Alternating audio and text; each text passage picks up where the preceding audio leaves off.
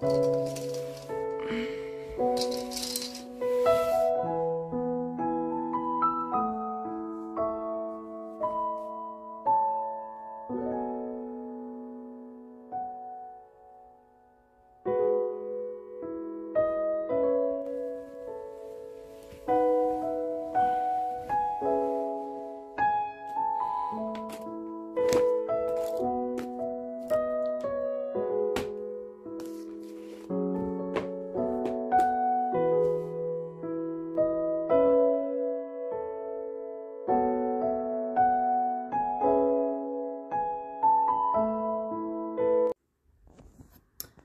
morning.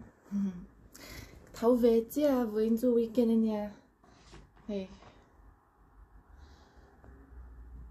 Là lên rồi lắm đấy.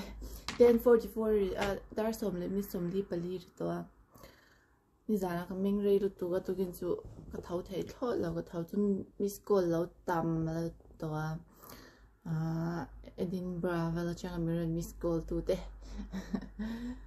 When two weekend vlog me karon ti do na enge ka e chin e ti e rom ka bol chin ti vel ka karon show ve me do na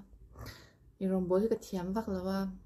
keima e tu to ka puar na tur khop ang hi ka bol ve thaya chu ni me yang chung ko cho e khom ti vela thiam deu abo chung ko cho e khom ti vela tianga an ron be rang kha chu kan ni ngai lo shim shim ma se keima buổi nay tụi tôi cũng hay cái bol thiam bia, chú mình lâu em sắc à, cho nên nghe room đi phải đi để chẳng thể học cái gì đâu đó này.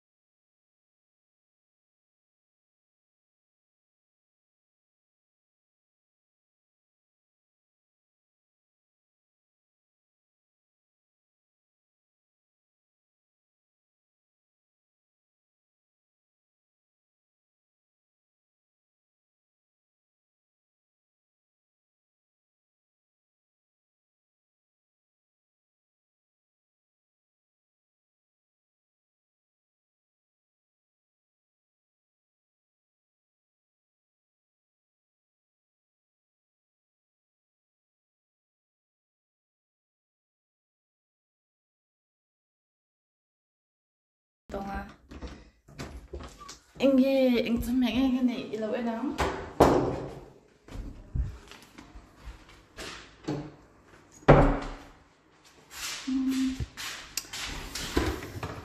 anh chú sạc ấy đâu mà những cái tiền weekend tiền thì anh đang bốc xia anh chú vawksa kan Siam nghe hi Scottish folk andar ni om tak ni man ne ka lei to ni ka Siam me la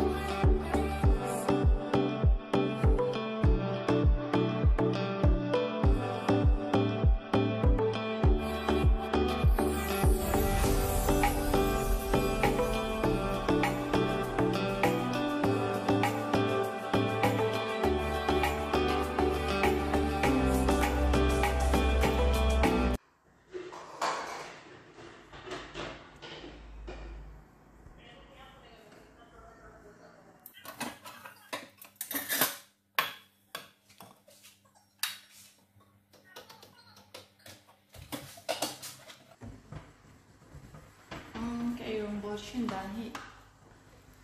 ol sang khoba and til hi kati siam luang alo ka Friday top me china mà sẽ vóc sai cho các bạn xem nó tuổi nha fry top đó thôi sẽ nghe rồi choáng cho các bạn sẽ xem bị trâu này thế mình tê thì tạm tiêu hết này san xa tôm cho cái tê thì lại là cái tip bao giờ phê ngay rồi tê khá hẳn choáng cái đấy bất à choáng là cái này khác tôi coi cho khóc mấy hay lỡ thì lần dưới nha sao tục tôi cho người ta cái anh đi nghe ổng gần lâu anh nằm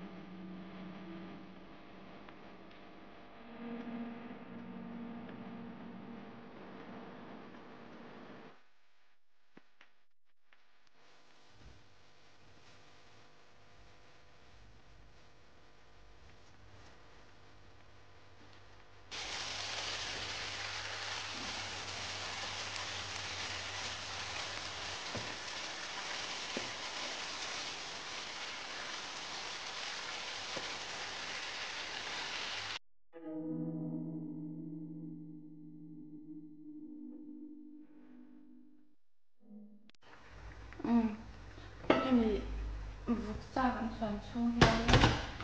做完了出来做出面做 kitchen 啊，那个天来了，room 嘛，个天没写了做房间。Let's go to my room. Hi.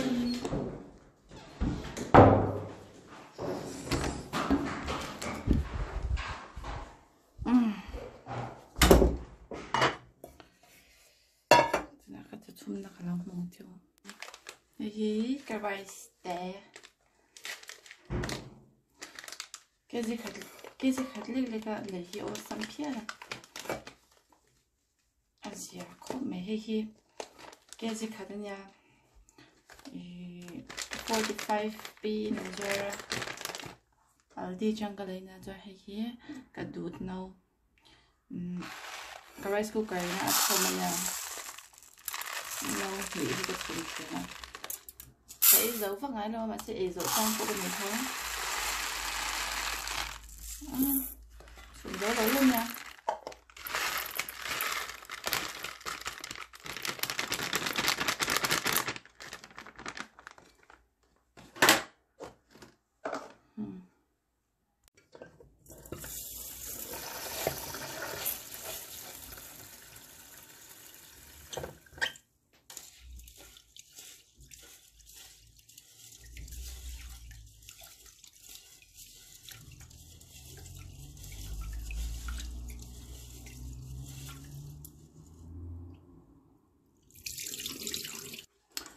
rice cooker to chung da ren ren lai noi hi hul cha deu ti tur chin ne ni lo chuan a che tua e po ka shu hul thap tham zel a chat du lo chuan